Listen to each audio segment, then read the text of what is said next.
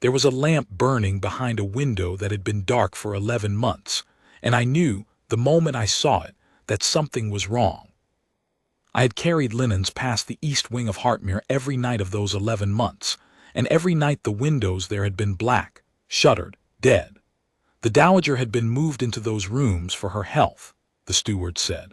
The doors had been sealed, and the corridor that led to them roped off with a cord and a brass tag that read no admittance by order of the household. I had stopped looking at those windows the way you stop looking at a grave you pass on the way to work. They were simply there, and they were dark, and I had my own duties. But that night, the third window from the corner burned with a thin yellow light, low and steady, the light of a single oil lamp turned down small. And a lamp that's small, in a wing that was supposed to be empty, is not a lamp left lit by accident. It is a lamp lit by someone who is awake at 2 in the morning and does not want the rest of the house to know it. I am Adelheid Voss. I was 31 that winter, and I had been a lady's maid at the Palace of Hartmere for 9 years, long enough to know which doors opened and which only pretended to. I kept my eyes where they belonged, which in a palace is a survival skill more than a virtue. I was not a woman who went looking for trouble. Trouble in a great house has a way of finding the people who carry the candles, and it has never, in my experience, ended well for them. So I should have walked on. I had an armful of pressed linen and a cold corridor to cross. Instead, I stood in the dark of the long gallery, the linen going heavy in my arms, and watched that small yellow light, and felt the wrongness of it settle into me like cold water finding the gaps in a coat. Because here is the thing I knew that the steward did not think a maid would know. The Dowager, the Lady Verena, mother of the late prince, grandmother to the boy who would one day hold the house, did not keep an oil lamp. Her eyes had troubled her for years, bright light pained her. She read by day or not at all, and at night she liked the dark. She had told me so herself, in the years before they shut her away, when I had still been permitted to brush out her long gray hair and listen to her talk about her husband and her gardens, and the way the snow used to fall on the north terrace. The Lady Verena would no more light a lamp at 2 in the morning than she would dance a reel down the great staircase. So either she had changed past all recognition in 11 months of rest, or someone else was in those sealed rooms with her, awake, at 2 in the morning, with the light turned down so the house would not see. I want to be honest about what I did next, because people always expect the maid to have done something brave. I did not. I carried my linen to the airing cupboard, laid it on the shelves, and went to bed, and lay awake until the gray came up over the courtyard. I was afraid. The steward, Master Corwin Bale, was the most powerful man in Hartmere in those days, more powerful in the practical sense than the boy prince he served, because the boy was 9 and Bale held the keys, the ledgers, the seals, and the ear of every magistrate within 40 miles. A maid who crossed him would not be dismissed. She would simply, one quiet morning, be gone, and no one would ask where, because asking is another thing the candle carriers learn not to do. But the next night the lamp burned again, and the night after that. And on the 4th night I did the thing that changed everything, though it seemed like nothing at the time. On my way back from the airing cupboard, I stopped at the head of the east stair, where the guard stood his post. His name was Havard Wren. I had passed him 1,000 times and spoken to him perhaps a dozen, the way you speak to a piece of the architecture, good evening, cold tonight, mind the wet floor. He was one of the palace guard, the ceremonial corps that stood the doors and gates of Hartmere, tall in the dark wool and high black cap, white gloves, the long rifle grounded at his side, trained to stand for 6 hours without shifting his weight or turning his head. He was perhaps 50, with a face like a cliff and a stillness the younger maids found unnerving and I had always found somehow restful. He did not gossip. He did not look where he was not meant to look. He stood his post, and the house flowed around him like water around a stone. I did not mean to say anything to him, but I stopped beside him in the dark, close enough to speak low, and before I had decided to, I heard my own voice say, "Master Wren." There is a lamp burning in the Dowager's wing." He did not move. Of course he did not move. He was on his post. But I felt the change in him the way you feel a dog go still when it hears something you cannot. After a moment, without turning his head, in a voice so low it barely stirred the air, he said, "I have seen it." That was all. 3 words. But there was a weight under them, and I understood, standing there in the cold with my heart going like a hammer, that I was not the only one in Hartmere who had noticed the wrongness, and counted the nights and been afraid. "For 3 nights now," I said. 11, he said. I looked at him then, full in the side of his still face, and the lamp in the wing was a yellow smear at the edge of my sight, and the cold of the gallery was on my neck, and I felt the floor of the world tilt very slightly under me, the way it does when a thing you have told yourself is nothing turns out to be the whole of everything. 11 nights, I whispered. 11 nights, he said, that I have stood this post and watched a light go on in rooms that are meant to be empty, and a man come and go from a wing that is meant to be sealed, with a key that opens a door no one but the Dowager and her physician is meant to open. And I have said nothing, because it is not a guardsman's place to question the household, and because the man who comes and goes is the household. He paused, and the rifle did not move, and his eyes stayed forward on the dark. "His name is on the order that sealed the door, Miss Voss. I have read it. It is the same hand that pays my wages and the same seal that would put me on the road by morning if I lifted the rope. So I have stood here and I have watched, and I have told myself it was not mine to know." He was quiet a moment. "But I do not think a woman lights a lamp she has never owned to read a book she cannot see," he said. "And I do not think a man visits a sealed wing at 2 in the morning for the good of the woman inside it. And I find, Miss Voss, that I am done telling myself it is not mine to know." I did not sleep that night either. What I did instead was begin to remember. That is the strange thing about a wrongness. Once you let yourself see it, it assembles itself out of small things you had filed away as nothing, and once it has, you cannot understand how you ever called them nothing. I remembered that the Dowager's own maid, a sharp old woman named Greta who had served her 40 years, had been pensione to the country, within a week of the sealing, and that no one had heard a word from her since. I remembered that her physician, old Dr. Olm, who had attended her through every winter I had known, had been replaced by a quiet young man named Pell who came from nowhere with a letter from the steward and spoke to no one. I remembered that her correspondence, and she had been a great writer of letters to her sisters, her gardeners, old friends across 2 kingdoms, had simply stopped, and that when a sister wrote to ask after her, the reply had gone out under the steward's seal, in a clerk's hand, saying the Lady Verena was too unwell for visitors and sent her love. Too unwell for visitors, for 11 months. A woman who, the last time I had truly seen her, had walked the North Terrace in the snow with her back straight and scolded me for fussing over her shawl. And I remembered the thing I could not put down. 3 months into the sealing, carrying mended curtains along the service passage behind the east wing, I had heard, through the thickness of the wall, a sound. A woman's voice, not words I could make out, but their shape. A question, rising, asked twice, then a man's voice, low, flat, refusing. And then the woman again, and this time I had understood one word through the stone, said with a weary, frightened patience, the way you say a thing you have said 100 times to no use. The word was please. I had told myself I imagined it, that stone plays tricks, that a great house is full of drafts that sound like voices. I had been very good, that whole 11 months, at telling myself things. I stopped telling myself things. The next evening I went to Havard Wren again, and this time I had a plan, or the beginning of one. "You said a man comes and goes," I murmured, standing at his shoulder with a folded shawl as my excuse. "The steward."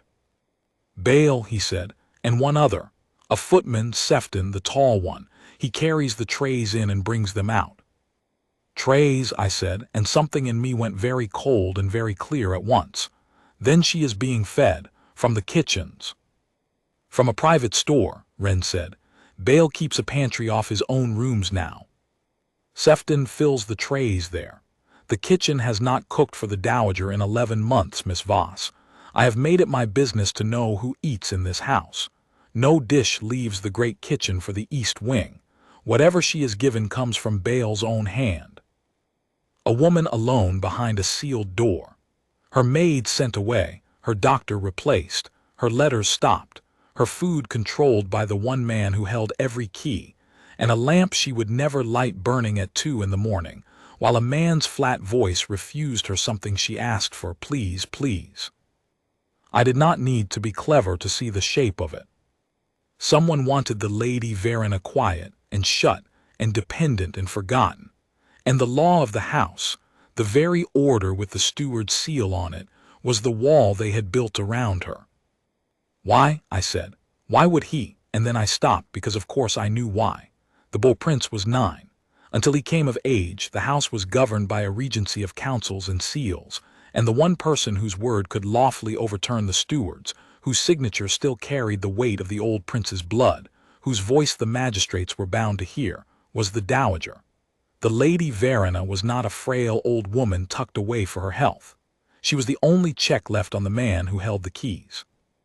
And a check that cannot be heard, cannot write, cannot be visited, and cannot leave her rooms is no check at all. He had not needed to harm her. That was the cold genius of it and the cruelty. He had only needed to make her disappear in plain sight, to wrap her in concern and protocol and a sealed door, to call her unwell loudly enough that no one questioned it, and to wait.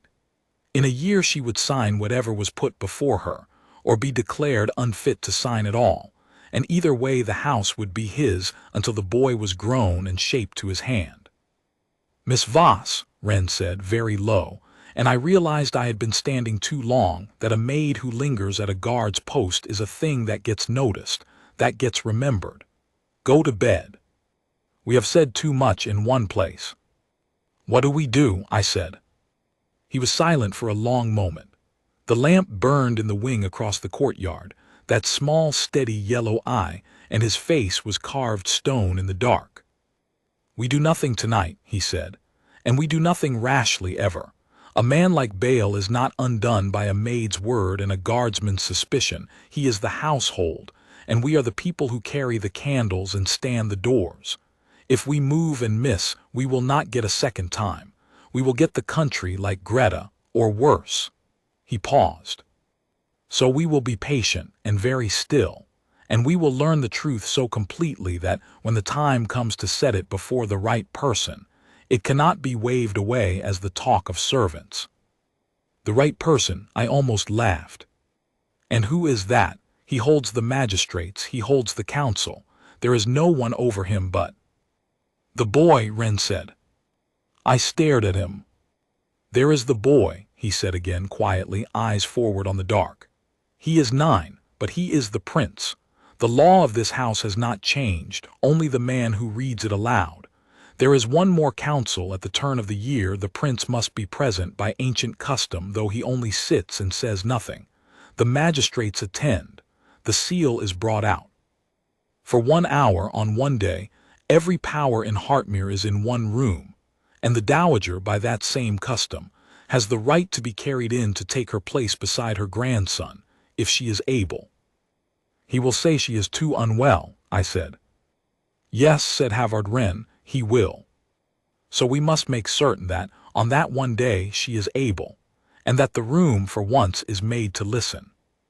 The turn of the year was 19 days away. I will not pretend those 19 days were quiet. They were the loudest of my life, though I made no sound. We had agreed, Wren and I, on a discipline. He would not leave his post, would give Bale not one thread to pull, because a guardsman who steps wrong is the easiest thing in the world to dismiss, and a dismissed guardsman cannot watch the wing. His part was to watch, to remember, and to be exactly what everyone believed him to be. The stone at the head of the east stair, the man who saw nothing because he never moved. My part was to move. I went where a maid goes and is not seen, the laundries, the still room, the back passages, and I gathered, thread by thread, the truth of what had happened to the Lady Verena. I found Greta first. It took 4 days and a letter carried out in the basket of a fish seller I trusted, and the reply came back in a hand I knew, shaky now but hers, from a cottage 2 valleys over. She had not been pensioned for her age. She had been sent away the very week she told Master Bale to his face that the lady was not unwell but frightened, that the lady had begged her not to leave. And within the hour she was handed her pension, put in a cart, and warned that if she ever spoke of the household's affairs she would find the pension stopped, and her name where no decent house would take her.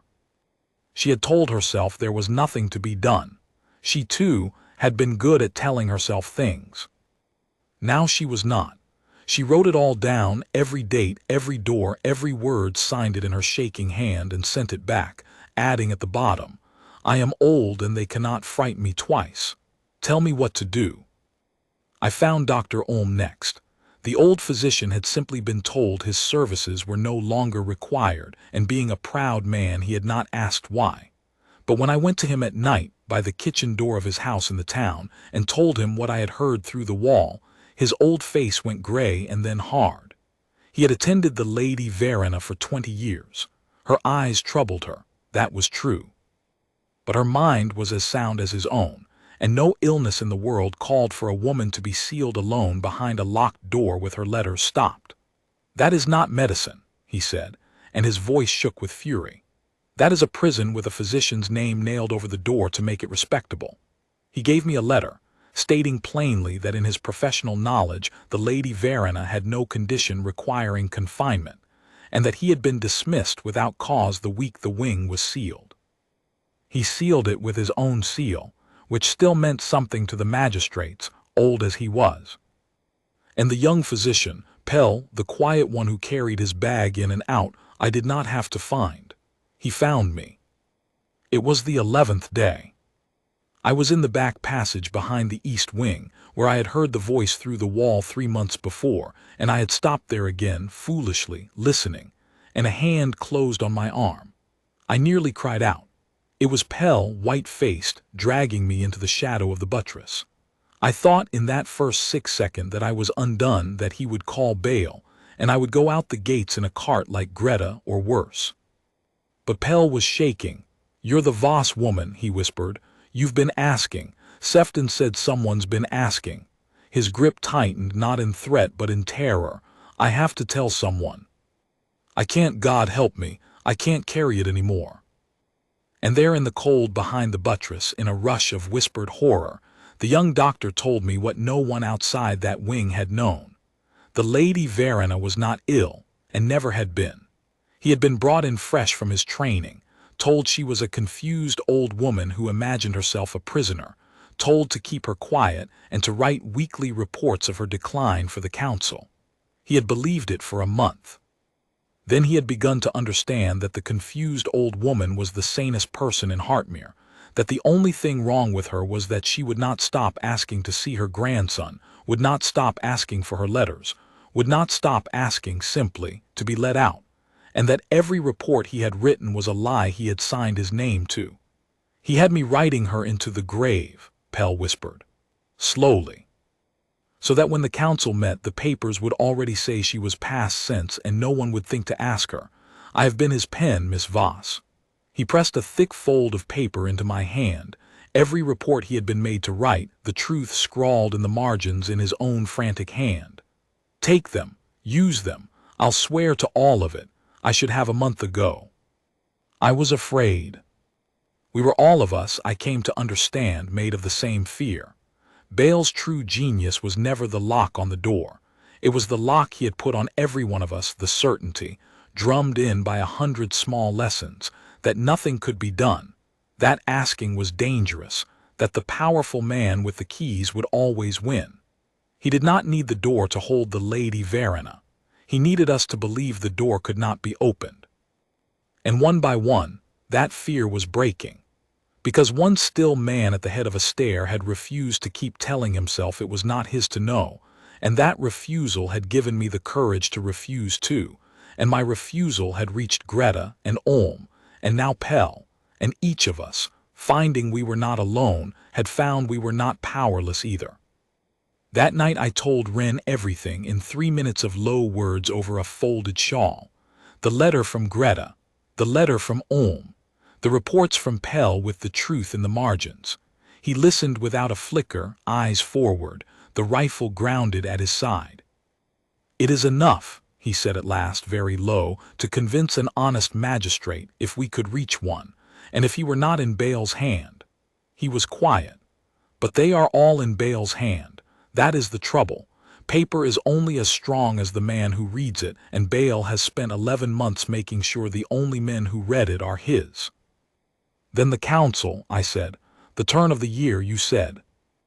"I said the room must be made to listen," Wren said.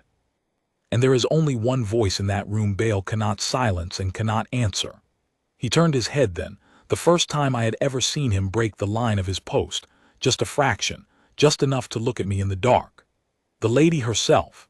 If she is in that room in her own right, sound and clear and in front of the magistrates and the prince, then every paper we have stops being the talk of servants and becomes the truth that proves her words. The papers without her are nothing. She without the papers is a frail old woman easily doubted. But the two together, in that one room on that one day." "Then we have to get her there," I said. "We have to get her out." "Yes," said Havard Wren. "And the door is locked, and Bale holds the only key, and the wing is watched, and the council is 8 days away." There was a key. There is always a key in a great house, and the one thing a steward who came to Hartmere as a grown man could not know was what a guardsman who had stood its corridors for 25 years knew in his bones. Wren knew the house. The sealed wing had a second door, a small servant's door, painted over and forgotten, in the back passage behind the buttress where Pell had found me, that opened onto the Dowager's dressing room. Its lock took the old master key, the one from before Bale's time, and that key still hung where it had always hung, on a board in the understeward's pantry, because no one had ever thought to ask what it opened. I will not tell you how I got it, except to say it involved a great deal of folded linen, a story about moths in the pantry, and the longest 2 minutes of my life with my hand among 100 old keys while the understeward's back was turned. When my fingers closed on it, a great cold iron thing, heavy as a sin, I understood I had crossed a line from which there was no walking back. If I were caught now, there would be no cart to the country. There would be a magistrate, a charge, and a quiet end to Adelheid Voss. 3 nights before the council, I used it. I went to the back passage at the deadest hour, when even Sefton had carried out the last tray and the lamp in the wing had finally gone dark, and I fitted the great key to the small forgotten door, and it turned stiff, grinding, loud as a shout in the silence, so that I stood frozen for a full minute afterward with my heart slamming, certain the whole house had heard. Nothing came. I pushed the door and it gave, and I stepped through into the dressing room of the Lady Verena, into the sealed wing, into the place no one outside Bale's hand had stood in 11 months. It smelled of dust and old lavender and confinement.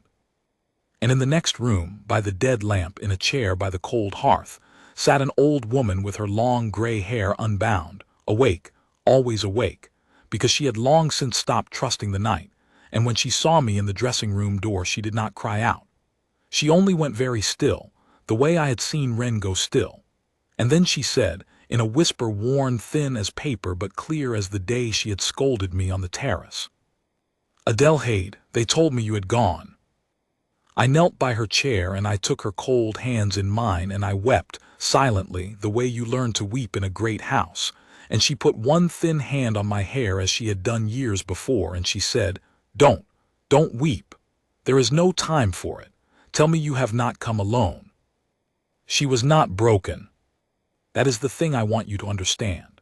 11 months sealed in the dark, her maid sent away, her doctor a stranger riding her into the grave, and the Lady Verena was not broken.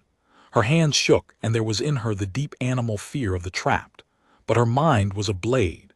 She had spent 11 months watching her jailers and learning them, and the first thing she said after, "Tell me you have not come alone," was, "Bale comes at 2, Sefton at 6, and at noon and at dusk." The young doctor on Tuesdays, though he has not come this week, which means something has changed. Tell me what. I told her everything: Wren, Greta, Pell, the papers, the council 3 nights off, and the plan that was barely a plan. To bring her out by the forgotten door, to take her place beside her grandson, to make the room listen. She was silent a long time. Then she said something I have never forgotten. "He did not lock me away because I am weak," she said. "He locked me away because I am the one thing in this house he cannot answer. A frightened man builds a wall, Adelheid, and walls are built by people who are afraid." Her hand tightened on mine, thin and strong. "I have been afraid too. I have sat in this chair and told myself nothing could be done, that no one would come, that the door could not be opened. And here you are, so the door could be opened. It only wanted someone to stop believing the wall." "The lamp," I said foolishly, because it had been the start of everything for me. "I saw the lamp. He keeps it lit when he comes." "He keeps it lit," she said, "because he reads my letters before he burns them. He sits in that chair where you are kneeling and reads what I have written and not been allowed to send by the lamp, so I will see him do it. He wants me to know that nothing I write will ever leave this room." She almost smiled, and it was a terrible smile. "He lit a lamp every night for 11 months to break me, and the lamp is what brought you. There is a justice in that. I intend to live long enough to enjoy." We made our plan there, the 3 of us in truth, for Wren was the architect of it, though he stood a corridor away. On the night of the council she would not be carried in by Sefton, frail and silent as Baal intended.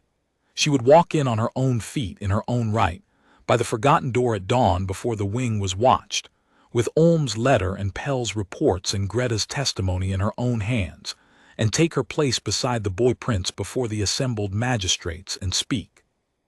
And Baal, who held every power in that room, would face the one thing his power could not touch. The woman he had buried alive, standing in the light, sane and clear, before the only witnesses in Hartmere whose word outweighed his own. It was a good plan.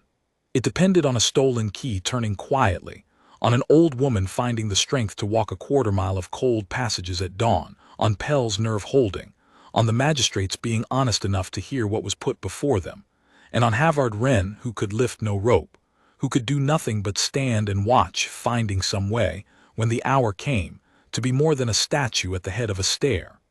It depended, in short, on a great many things going right. The morning of the council, 2 of them went wrong at once. Pell did not come to the rendezvous. He had been seized at the town gate the night before, on Baal's order, and held. And when I came to the back passage at first light with the great key, the forgotten servant's door, the one painted over and unknown, had a new lock on it. A bright new lock, fitted in the night. Baal had found us out. I stood in that cold passage with the useless old key in my hand and felt the whole thing collapse around me. He knew. He had Pell. He had changed the lock. He would have the Dowager declared unfit before the council ever sat, and the papers in my pocket were the talk of servants again, nothing more. I had stopped believing the wall, and the wall had been rebuilt overnight, higher and brighter than before. I went to find Wren because I did not know where else to go. He was at his post, of course. The council was to sit at noon in the great hall, and the corridors were already filling with the quiet bustle of a state day, clerks, the magistrates arriving in their dark coats, footmen, the boy prince's household. And at the head of the east stair stood Havard Wren in the full ceremonial dress of the palace guard, the dark wool brushed, the brass gleaming, the high black cap, white gloves, the long rifle grounded at his side, his face the carved cliff it had always been. The most disciplined man I have ever known, standing his post on the most important morning of all our lives, looking at nothing. I went to him with a folded cloth as my excuse, though my hands were shaking too hard to fold anything. "He knows," I breathed. "The door. He has changed the lock. Pell is taken. It's finished, Wren, and we are." "Be still, Miss Voss," he said, very low, and there was something in the 3 words that stopped my shaking the way a hand on the shoulder stops a horse. "Nothing is finished. A locked door is a problem for 2 thieves in the night. It is not a problem at noon in the great hall in front of the magistrates. But she can't reach the hall. He's sealed her in. He has sealed her in, Wren agreed. Which means he must now do one of two things: produce her at the council as the ancient custom requires, or explain to the assembled magistrates why the Lady Verena, who has the right to sit beside her grandson, has not been brought. A man who has spent 11 months saying she is too unwell to be seen has built himself a fine wall, Miss Voss, and a corner. If she is too unwell to attend a council, she is too unwell to sign the papers he needs her to sign. And if she is well enough to sign, she is well enough to attend. He cannot have it both ways in front of honest men. He has outclevered himself. He only does not know it yet. I stared at him. Then what do we do? We do, said Havard Wren, what I have done for 25 years. We stand at the door. Only today, Miss Voss, when the moment comes, I am going to stand at a different one. He would not say more. He sent me to the great hall, to take my place among the household servants at the back where a maid belongs, and to wait, and to keep the papers, Ulm's letter, Greta's testimony, Pell's reports folded against my heart, and to give them only when he gave the word, and to no one else. The council sat at noon. I will tell it as I saw it, from the back of that great cold gilded hall, on my feet among the other servants, with the papers burning against my ribs. The boy prince came in first, small and solemn in his state coat, and was seated in the high chair that swallowed him. The magistrates filed in, 7 of them, grave old men in dark coats, and I searched their faces for honesty and could not tell, because how does a maid read the faces of magistrates? And then came Master Corwin Bale, the steward in black and silver, with the seals of the household on a chain across his chest and a smooth, grave look on his face, the picture of the faithful servant carrying a hard burden. He took his place at the council table, and he opened the proceedings in a low, sad voice, and the first thing he addressed, of course it was the first thing, was the empty chair beside the prince.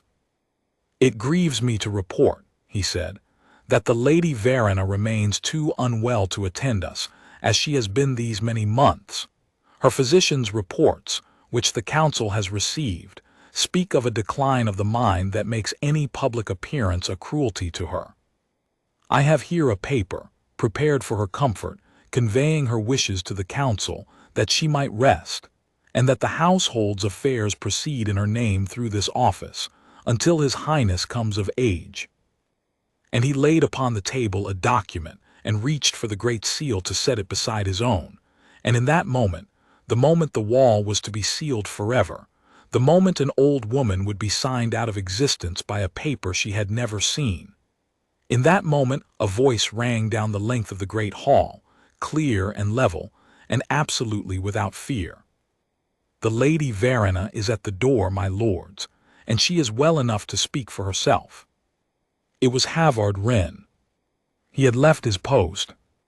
In 25 years he had never left his post, and now he stood in the great doorway of the council hall in his full dress, the rifle grounded, his white glove still and his face still, having committed the one unforgivable sin of his calling. A guardsman does not speak in council. A guardsman is the architecture, and he had done it in front of the magistrates and the prince and the steward, in a voice that filled the hall to its gilded ceiling. And then he stepped aside. And the Lady Verena walked in.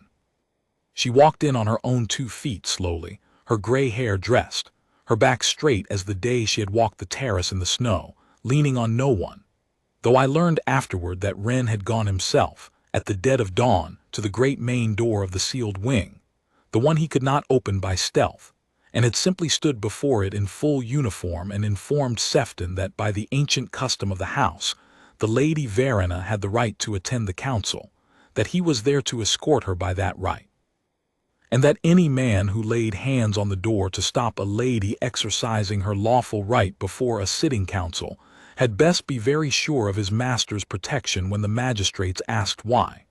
And Sefton, who was a footman, not a fool, had stood aside. The wall had been built of fear, and one man, refusing at last to be afraid, had walked up to the front of it in broad daylight and asked simply by what right it stood. The hall went silent. I have stood in many silences in a great house. I have never stood in one like that. The Lady Verena crossed the floor to the empty chair beside her grandson, and the boy looked up at her, and his small, solemn face broke, and she put her hand on his head as she had put her hand on my hair, and then she turned to the magistrates and she spoke. "My lords," she said, "I am told I am too unwell to be here. As you see, I am not. I am told my mind has declined. You will judge that for yourselves as I answer any question you care to put to me. I have been kept 11 months behind a locked door, my maid sent away, my physician dismissed, my letters stopped and burned, and reports of my decline written in my name by a young man who was made to lie, and who, I am told, sits in this house's keeping at this hour for the crime of refusing to lie further. I make no charge I cannot prove. There is a maid of this household at the back of this hall who holds, this moment, the testimony of my dismissed maid, the letter of my true physician, and the reports of the young one with the truth written in his own hand in the margins. Send for them, read them, and then ask me, my lords, to my face and in my grandson's hearing, whether I am unfit, and ask the man beside you who told you that I was. I did not wait to be sent for. I walked the length of that great hall on legs I could not feel, and I laid the papers on the council table before the 7 grave old men, and I stood there, a maid, shaking in front of all the power of Hartmere, and said the only thing I could find. Every word is true, my lords. I have seen it, and the young doctor will swear to it if you send for him before harm comes to him. The eldest of the magistrates took up the papers. He read Ulm's letter and Greta's testimony, and Pell's reports with the truth scrawled frantic in the margins, and I watched his old face change as he read, the way Ulm's had changed, the way mine had changed 11 months too late. And then he set them down and looked at Master Corwin Bale, who had not moved, whose smooth grave face had gone the color of ash, and he said, in the flat dry voice of a man who has spent 40 years deciding the truth of things, "Master Bale, the Lady Verena appears to me entirely well. Her account is supported by 3 hands and stands unanswered. You will surrender the seals of the household to this council now, and you will answer at length and under oath for every one of these papers. Sergeant of the guard, the steward is not to leave this hall." Bale opened his mouth. There was no clever thing left to say. The wall he had built so carefully had not been breached by force. It had simply, in front of honest witnesses, been asked to justify itself, and it could not. He had spent 11 months making sure no one would ever question him, and never once planned for the day someone would. It was over very quickly after that. He was held. The seals were taken. Pell was sent for and brought, white and free, and he swore to all of it, and the swearing seemed to lift a weight off him he had carried so long he had forgotten its shape. Greta was sent for from her cottage and given back her place at the lady's side, and she wept again at the gates, but for a different reason. And the Lady Verena took up the governance of the house in her grandson's name, soundly and lawfully, in the full light of the council that had so nearly signed her away. And one of the first things she did, that very afternoon, was to send for Havard Wren. He came expecting, I think, to be dismissed. He had left his post. He had spoken in council. By the iron law of his calling he had failed, and he stood before her braced to hear it, the cliff of his face set hard. She let him stand there a moment. Then she said, "You broke your post." "I did, my lady," he said. "For 11 months, she said. "You stood at the head of that stair and watched a lamp burn in my window, and you knew it was wrong and you said nothing, because it was not your place to question the household." "I did, my lady, to my shame." "And then you stopped," she said. "You stopped telling yourself it was not yours to know. And you reminded a frightened maid that the door could be opened, and a frightened doctor that the truth could be told, and a frightened old woman that the wall was built of nothing but the belief that it could not come down." She rose from her chair, the old woman who had not been broken, and she crossed to him, and she looked up into the carved cliff of his face. "You did not fail your post, Master Wren. You understood at last what it was for. A man does not stand at a door to keep it shut. He stands at it to know in his bones which side of it the honor is on, and to open it when the day comes, no matter who holds the key. And then the Lady Verena, who in 50 years of palace life had surely never done such a thing, inclined her head to a guardsman. And Havard Wren, who had stood unmoving through 11 months of wrong, bowed back, and I saw, only for a moment, only because I was watching for it, the carved cliff of his face come apart just at the eyes. I am old now, older than Greta was that winter. I have served the House of Hartmere all my life, and the thing I have thought of most in all those years is not the council, or the steward's fall, or the papers on the table. It is the lamp. That small steady yellow eye in a window that should have been dark, lit night after night by a cruel man so an old woman would know that nothing she wrote would ever leave the room. He kept it burning to make her believe the wall would never come down. And the lamp he lit to break her is the lamp that gave her back, because one still man at the head of a stair saw it, counted the nights, and finally, quietly, refused to look away. The wrong was always there to be seen. It only ever wanted someone to stop telling himself it was not his to see. That is what I carried the candles long enough to learn.